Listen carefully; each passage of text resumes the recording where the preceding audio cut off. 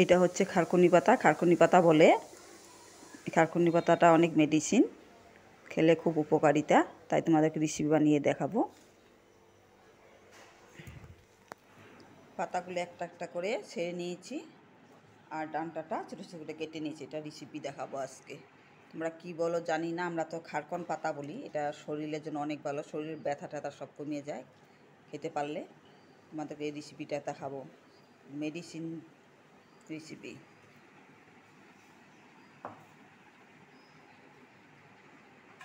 ঢাকনাটা খুলে দেখব। এখন নামাই দিব, সেকে নিব। আগে নামিয়ে সেকে দিব, দেখবো সিদ্ধ হয়েছে কিনা।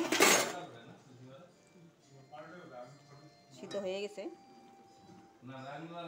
আর একটু সিদ্ধ হবে। সিদ্ধ হয়ে গেছে।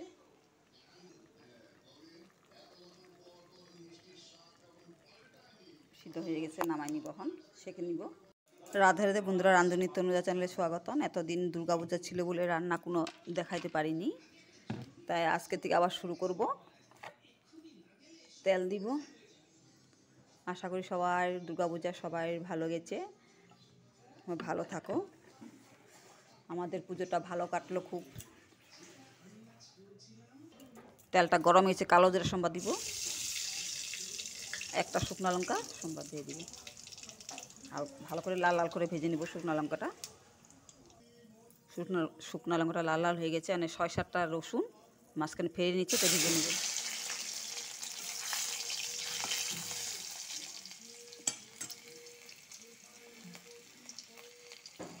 সাথে 2টা মতন পেঁয়াজ ঢেলে দেব।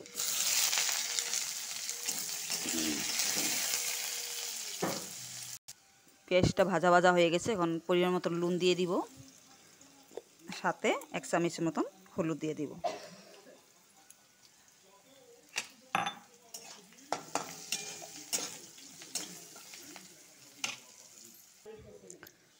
তিনটা মতন কাঁচা লঙ্কা ফেলে নিয়েছি, এটা ঢেলে দিব। এখন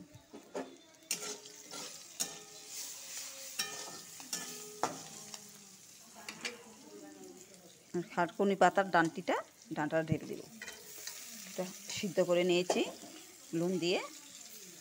এটা এখন খারকুনি পাতার ডাঁটিটা ভালো ঢেলে ভালো করে ভেজে নিব, রসুন পেঁয়াজের সাথে ভেজে নিব। এটা মেডিসিনের কাজ করে, শরীর ব্যথা কমে, অনেক ভালো খাওয়াটা। শরীরে ব্যথা ফ্যাথা থাকলে সব কমে যায়। পাতাটা ভালো, এই ডাঁটাটা ভালো।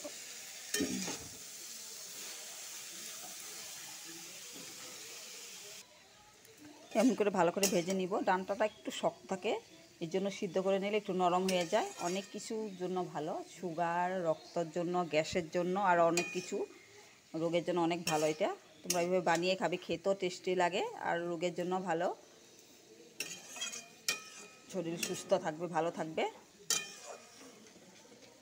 আর একটু ভাজা ভাজা হবে। ভাজা ভাজা হয়ে গেছে। এখন সুন্দরভাবেই দেখো, সুন্দর ভাজা ভাজা হয়ে গেছে।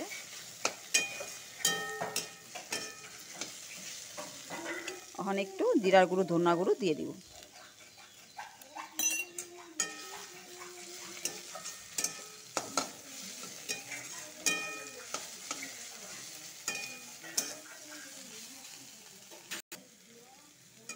হয়ে গেছে ভাজা।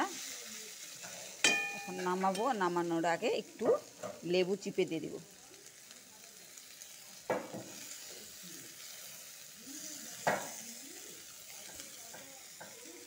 লেবু চিপে দিয়ে একটু নাড়াচাড়া করবো। হয়ে গেছে, নামাবো।